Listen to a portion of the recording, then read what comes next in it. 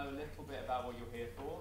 This morning we're launching a collaboration with Nike and between Nike and LCF, and you're going to hear lots more about that. So I'm not going to go into too much detail, but just to quickly run you through how the next hour or so is going to go. We're going to have an introduction to the project from Dave Coven here, who is the Consumer Mobilization Director at Nike. And some detail about the design process at Nike from Jun Camo here. We are then going to have a brief discussion between myself and these four lovely people who are some great designers we've been working with who are going to be mentoring on this project. All people who are really making an impact in the British design scene, so it's really good to have them involved as well. And then Dilys Williams, who is the Director of the Centre for Sustainable Fashion, is going to give you the actual brief, which will give you an idea of what you need to do to be involved in this project going forward. And I am Alex McIntosh, and I'm the Business and Research Manager at the Centre for Sustainable Fashion. We'll have plenty of time for questions at the end, so if you've got anything burning, just hold it, and we will answer whatever needs to be answered once we've gone through those different elements. Without further ado, I will hand over to Dave. Thank you, Alex. Can you see me all at the back, hear me all at the back there? Okay, I'm projecting well. I've been working at Nike for 4 years, and I have this strange title, Consumer Mobilization Director. The sort of word mobilization really speaks a little bit to this idea of collaboration. Is that one of the things that we realize on our journey, thinking about sustainability, is that we can't fix the problems of the world alone. We need help out there, and so I'm going to talk to you a bit about that history and the journey that has kind of got us to this realization, and then speak a little bit about what our dream is going forward. So I'm going to start off with a little film, which will give you a good bit of background, and just so you know who just a bit of perspective on this, the narrator of this is actually Phil Knight, who's our founder. I was really, I had the pleasure of working with him on this script as well. And some of the things that you'll hear him speak about in here were pretty profound for him as a guy who's running a company for the last 40 years. Some of the things that have happened along the journey. So. It's always been in our nature to make things better, lighter, and faster. Making choose for athletes has us continually thinking, how do we reduce needless weight, bulk, and waste? How do we use only what is necessary? How do we refine the idea of a shoe, of an athlete, of a company that brings out the dreamer in us? So as our company began to flourish, we found we could apply our principles of design to more athletes and more sports. We broadened our expertise, we became global, and as an international company dedicated to the future needs of athletes, we invested in complicated supply chains, manufacturing, resources, and energy consumption to deliver innovative products around the world, all in the areas that tested our values and standards. We found that we had a great deal to learn when it came to ensuring ethical practices and conditions. We made some mistakes at first, but eventually we took the responsibility ourselves to take action. We were determined to make a difference.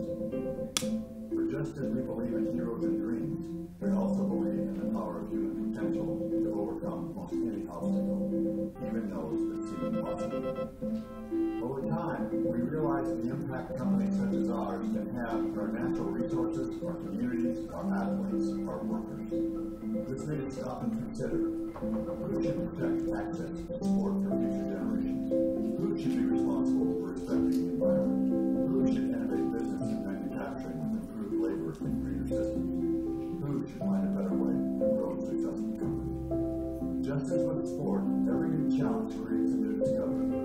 Maybe it's a new and more efficient way of training, or a program that opens opportunities for young athletes, or demonstrating to industry that better labor standards are critical to a healthy and more productive workforce, or the need to get rid of a toxic compound that leads to a better fishing system. The considered shoe leads to a better one, which leads to the N7, which leads to the Jordan 23, which leads to the Pegasus 25, which leads to a shirt used again to make a pair of shorts. A pair of shorts made into a part of a shoe. A shoe becomes another shoe. A shoe becomes a playground. A worker becomes a retailer. A customer works with a designer.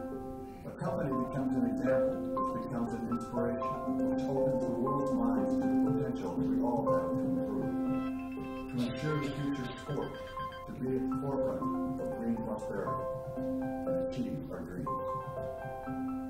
After all, it's something our company has been doing since the day it started. Dilys has plunged me into darkness here. It's probably a good thing, advantage. So I want to just take you through some of the history of some of the designs that we've had along the way and some of the things we've learned. So back in 2005, a group of designers headed by a guy called Richard Clark, who's still with us, super awesome guy, started to really think about some principles around sustainability. And one of these principles they came from Native American philosophy. And I don't know if you have heard of the sort of considered philosophy, which is about, think about 7 generations. You are the middle generation. Think about 3 generations in the future and take respect and learning from the 3 generations in the past. And what's brilliant about that kind of philosophy is that when you're thinking about 3 generations in the future, it's not just about 10 years from now or 20 years from now. You're talking about 100 years from now. And so all this talk about, yeah, we'll never run out of oil. In 100 years, I'm not sure that that's still going to be the case.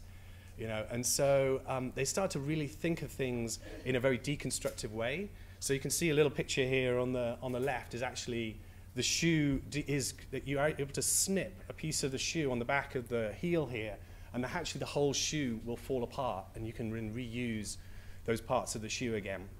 So this idea of design for deconstruction has been one of the philosophies we've been thinking about. Then the second area was a collaboration with Mark Newsom, which is this is one of the single polymer shoes with a liner in it, and so the ability for this, because it's single polymer, there's no blends involved, there's no adhesives involved. Also, it's because it's very low waste involved, and you can start to really think about what that material is made from. So it could be made from recycled polyester rather than virgin polyester. And then we started to get a little bit quirky here, and this is what we call the trash talk shoe. And this was a group of designers who went into factories in Asia and realized there was so much waste on the cutting room floor. They started to say, well, what could we do with that waste? And so they started to cut it up into smaller squares and build up the makeup of the shoe from scraps that were found out. And this was a high-performance shoe. Steve Nash, who's a basketball player in the NBA, wore this on the court. So there's no compromise between kind of fashion, style, performance, and innovation and sustainability. And then the final example to sort of give, this is our pre-work to sort of to where we started to go much more into the mainstream with this, was the Jordan 23, which was an amazing shoe, which was actually using recycled rubber in the base, so you can see the kind of the Michael Jordan's footprint, sort of fingerprint in the base, using stitching, so it used no glues whatsoever. It was all stitched, turned together. And again, Jordan, it was a performance shoe, so this was worn on the kind of court.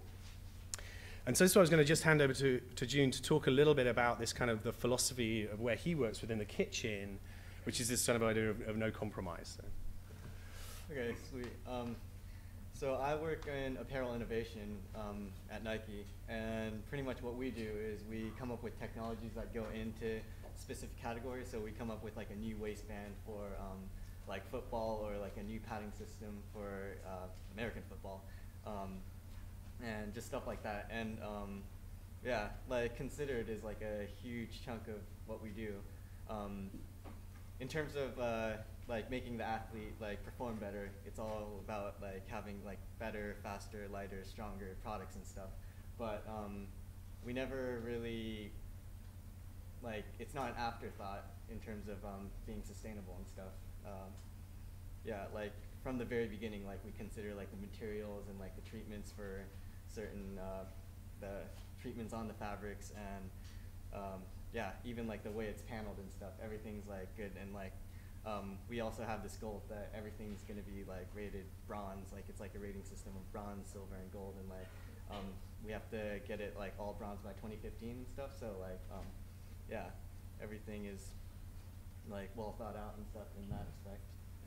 And one of the things that June worked on was at our affiliates, Hurley, which is one of our affiliates, Hurley, Umbro, Converse, Cole Haan, our affiliates, is bringing down the kind of Considered philosophy into sort of really simple forms so that it's easy enough for the designer to use. And that's part of what we're excited to work with you on, is how do we have all this data and it's super, super complicated. And June created a sort of like little 6-pager to try and make it so really simple enough that a designer can go, yeah, I feel inspired by this. Whereas I come from more the data wonky side of things, which is like, you know, how authentic can we kind of make it? So, so I should also say, by the way, that June's got a red under his eye because he got mugged yesterday, and he's only arrived in Britain for like yesterday. So keep an eye out for someone who's got blood on their fingers right here. Yeah. So he's doing pretty well, I should say. And also, just from a question and answer point of view later, June was here at London College of Fashion 4 years ago? Yeah, 4 years ago. I did the foundation degree menswear at Mare Street. So, yeah. So he is a success story. Yeah. We would say that. If he'd gone to Adidas, he would have been a failure. No, I'm kidding. So thanks, June. Yeah. So, Is that about Open Innovation Day? that's right. There's a competitive spirit's getting there. And what I wanted to say then, so from the philosophy of this idea of no compromise, what you start to move from, if I look at something like this, where the kind of sustainability is really very obvious, what's happening right now after this kind of philosophy of no compromise became embedded across the product engines, as we call them, you start to see this is the Free Run 2 that was launched. You know, you're seeing it everywhere now. I mean, it's the biggest selling running shoe we've got. It's blown up. That is a gold level considered shoe. So it's super, super, super sustainable from a pattern efficiency point of view, from use of really low intensity glues and things like that. So what we're seeing is that entire product range has gone green, but we're not saying it's green, if you know what I mean. So it's really, and I'm still in debate, and we can talk about this a lot. It's like, God, actually, by not saying it's green, are we not therefore, doing injustice to the world of sustainability? But in our view, we don't want to sell people on our products being green. We want them to be the most high-performing, aesthetically beautiful, awesome objects of desire that happen to also be really sustainable. But that's part of the debate we're kind of having right now. And you'll have seen by the launch of the Olympic marathon shoe, the knit shoe, which is an awesome piece of technology where it basically is zero waste because it's knitted. And in fact, I think it's like a 2-inch little cut at the end that they have and it's made with recycled polyester yarn, and it's unbelievably awesome fit, and it's beautiful, and Paula Radcliffe's going to be wearing it and when she wins the marathon. Woo! So you're starting to see these innovations coming out that don't have to be ugly and green and horrible. And it's the same, during the Euro Championship, all of the Nike football jerseys are 100% recycled polyester yarn. 300 million bottles saved from landfill just through the Euro Championships alone, and we're starting to extend this kind of thing out. So it's just this idea of performance, innovation, sustainability do not have to be apart, they can be together. Now, let me tell you a little bit more about some of the geeky stuff, which is the exciting bit as far as I'm concerned, is that when we did some research, when we started to look into sustainability, and we were asking the question, so where is Nike's environmental footprint, and where is actually corporate world of brands and corporations, where's the footprint? And of course, people would say, yeah, well, it's you're shipping products from Asia, that's where all the environmental footprint is. Well, it's not. It's all in the materials. It's the materials that we use. It's choice between cotton and polyester. It's the choice, I mean, spandex, for example, I'm sorry, spandex lovers, is the worst performing material out there. I know that pains you too, I know, because I know spandex lovers. But these extraordinary insights you start to learn about when you dig into the toxins, the energy, the waste, and the water usage that go into creating those materials, that's where all the issues are. And then it's the making of those materials into products that takes up the other 25%. So you're talking about 85% is in the manufacturing. It's not in the distribution, or it's in, whether we have long life light bulbs and HQs and stuff like that. And so with all this amazing data, we've spent 8 years and $8 million analyzing 50,000 different materials based on their qualities and measuring them and scoring them between a score from 0 to 100. Actually, bizarrely, minus 17 to 100, but that's why we're doing this project. It's so bloody complicated. In scoring those materials, and what we realize in doing that is that we can now actually score 90% of the world's products. So we can go to IKEA and score IKEA products. We can go anywhere in the world, cars, everything, because we've got data on zinc and steel and aluminium and wood and hemp, and because all of these products, weirdly, we use in our designs, in our products, through equipment and apparel and footwear. So we have all this really wonky data on the left there, this ridiculous amount of material scores. And it's awesome, and if you are a polymath of the highest order, you may be able to dig into it at some level. However, none of us can do that. So what we're trying to do, and these guys came out to Portland a couple of weeks ago and started to work with hackers, so digital software technologists, to try and turn it into something super, super simple and super useful. And actually on my phone, and you guys had a go at it with it a couple of weeks ago, we have an app, and it's called Matter, as in it matters, and it's about matter. And it basically, it's on, I can't really, I've got to show you, a design to show you. But basically it sort of vaguely works, we sort of believe. And what we're trying to do is create something, a mobile phone technology that has data that's really authentic. It's super mobile and easy to use. So you could be in a factory somewhere, or you could be in somewhere buying materials. And what we want you to do is be able to say, before you bought the material, shit, is this a good material I can use? Is it really simple, and is it super beautiful and wonderful and easy to use is kind of what we're seeking to do. So we have created a process, of which you are part of, and this is the process. So basically what we've done already is we got all this NMSI data, which stands for Nike Materials Sustainability Index, and we basically put it into what they call an API, which is a JSON machine-readable language. And we created a beta app, which is the app that I have on my phone. And we did a hack day last weekend, 2 weekends ago, can't remember. It all seems so vaguely to me. And we got a load of hackers together, and we got designers together, and we had a bit of a mashup, and we played around with the tool and learned a lot of interesting things, how to improve it, how to improve the API, the data itself. And then what we're going to do in fact, next weekend, we're going to work with Random Hacks of Kindness. So Random Hacks of Kindness are a kind of hacking org, global hacking org, to then go and hack more and improve it better and get it more and more simple, more beautiful, more beautiful. And then in July, we're going to come here on 5th of July, and we're going to start this beta test, and we're going to try and play around with the data in the tool and get you guys to hopefully design something amazing out of that, and then have an event in November time, we're thinking, to eventually have this amazing mobile phone that I give to Vivian Westwood, actually, and she goes, oh my God, I'm going to use this forever and ever and ever. That's the ideal. There's no pressure there on us to get that done.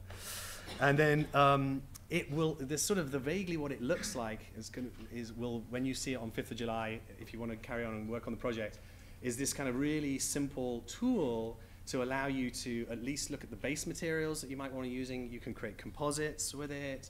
And so you can use the slide bars to score it, whether it's organic and sustainable, organic or recycled. So it's got lots of little functionalities, which I won't bore you with right now. I just want to give you a little taste of it.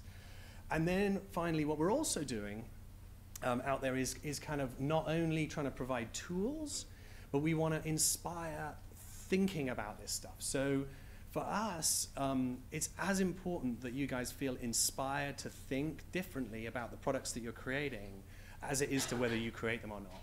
And partly because consumers out there, or actually we shouldn't even call them consumers anymore because they're so much more powerful than the kind of the consumers, but citizens, the citizens of this world are really asking themselves the questions, what is it made of, who's making it, where is it made, and slowly, we believe it, we've got research to prove it, is that people are going to stop buying stuff that's not sustainable. I'm sorry, Primark. They are going to look at quality and craft and sustainability and the passion that you've thought into producing that good is what they're going to start to look for, and that's what they're going to spend. So you as future designers and creators of this world, we want you to come and join us and start to think about in a different way. And so we've created this little film for me to round up my little spiel that I hope you'll be inspired by. It's a kind of call to arms for the makers and the designers of this world to think about what they're creating. So over. Actually, do you want to do the lights? I'll let you do the lights first, and then. The one that says off. Left hand side. That's it. Lovely. All right.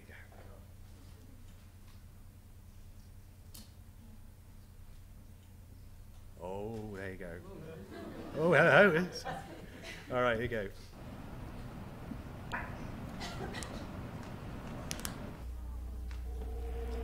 Make no mistake. We hate sustainability. We hate that people don't want to do the work. We hate that it's become a management decision that gets passed down like secondhand shoes. We're over it. We're here to unveil a new age of design. One that is about making better things and making things better. One that is built upon an insatiable curiosity and an inexhaustible work ethic. One that gives the power back to the makers of things instead of makers of decisions. This is about better choices for better tomorrows. It's about opportunities, not obstacles, options, not mandates. We're talking about transparency, not confusion. This is about potential, to do things you never thought you could with things that you always had. It's about time the do-gooders took heed from the good doers. So consider this your rallying cry. Reclaim your rightful positions as catalysts of progress. Rise up against the pencil pushers with unworked hands and uncurious minds. Go to your drawing boards and draft tables and workstations. Prepare to design things that matter. Prepare to change the way the world makes things. Prepare to redesign the making of making. Makers of the world, unite.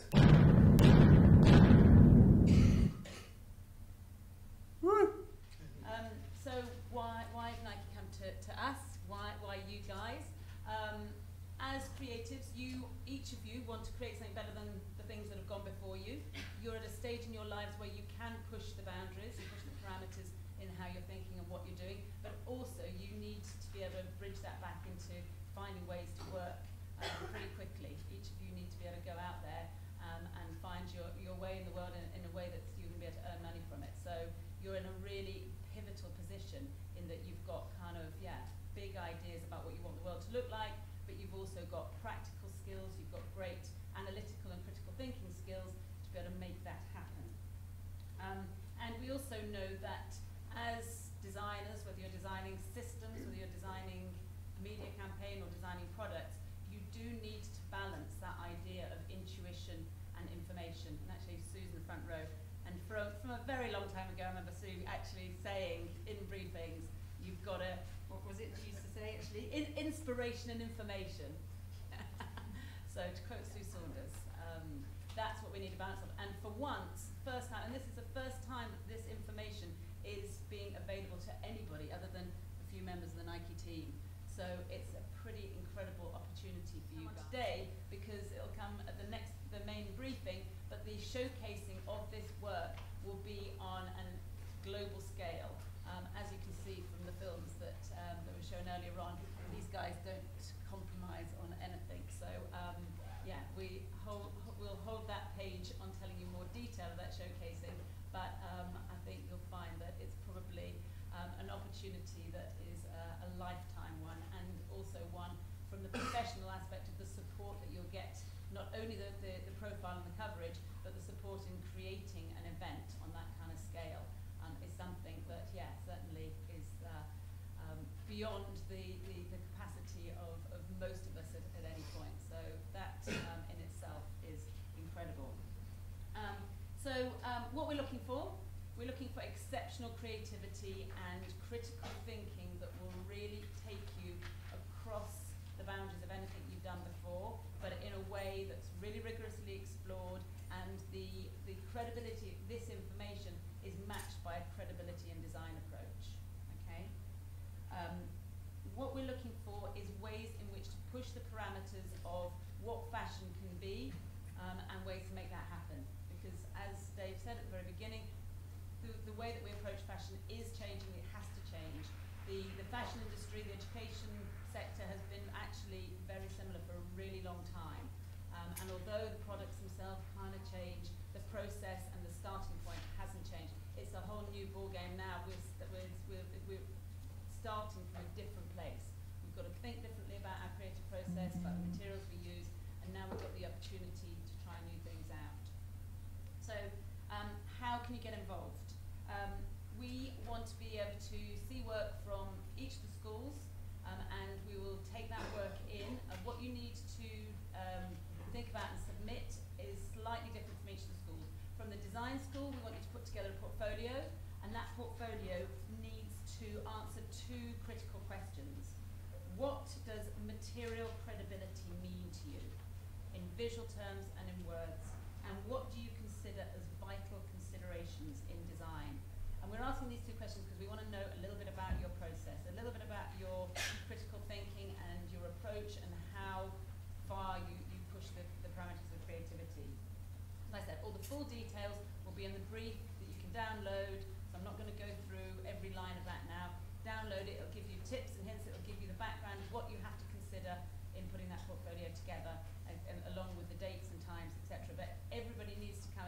today. There'll be a couple of computers, one at either exit. Don't leave the room without ensuring that we have all of your details so that you can download that brief, okay? Management students. Management students, you need to put together a proposal that demonstrates the business case for this Matter app. It's brilliant, the Matter app. Brilliant. Last week it didn't have a name, so. It did? was Matter Oh. last week as well, yeah. Ah, well, it was obviously, yes, in the loop of conversation that I had. So, yeah, so the business case. So you can choose a company and think about how that company could work with it. It can be whatever size, whatever company you choose. We need, again, to see the diversity of different kinds of business, different kinds of business model that could try this out and how it could work for them and what it could do for them. Okay? And that can be at any level of the supply chain as well as the design and development. So it could be a retail business, it could be a design company, it could be a manufacturer, etc. Okay? Media students, you need to present a pitch that will demonstrate your concept for how you would communicate this tool as a game changer in fashion. So your pitch should contain compelling ways to engage audiences, whether those audiences are designers, whether they're members of the public. You need to choose exactly who your audience is going to be and the most appropriate way to compel them to thinking about this as a social object for innovators and designers. So that's what you guys need to pitch for, okay? Each of you will present your work to a selection panel. The process will be that selection panel will then look at the work, and we need to select down, because we've had over 350 initial applications for this project. And as much as ultimately we hope you will all be using the app, in this first instance, we need to be able to select a few people because we're going to have a pretty intensive incubation process with the mentors and with the designers, testing things out, prototyping, ideating, and creating pieces, products, communication channels, etc. So we are going to have to limit the number involved. And the selection criteria, just so you know, I'll run through that very quickly, and then I'll leave it to you for questions.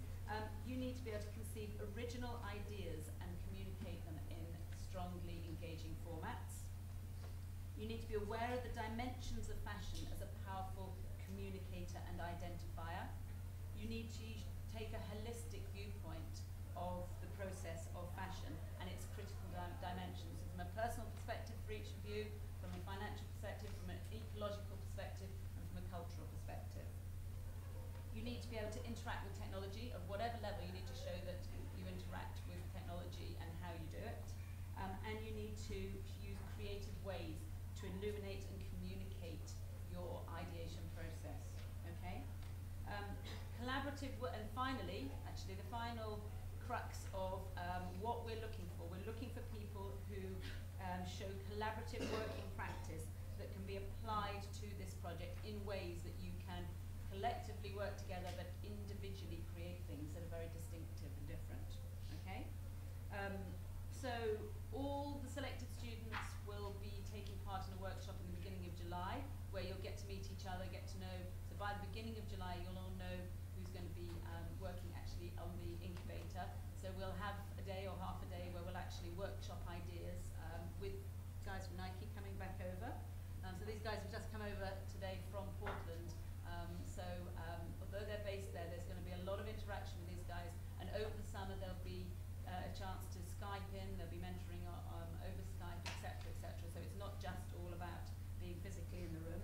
And then over the summer, you guys will work on the project, work on the research of it, and the beginning of September, we'll get back together again, and you will, as you can see on the timeline up there, get the chance to actually work these things out through prototyping. So the outcomes will then be finalised, made, and the showcase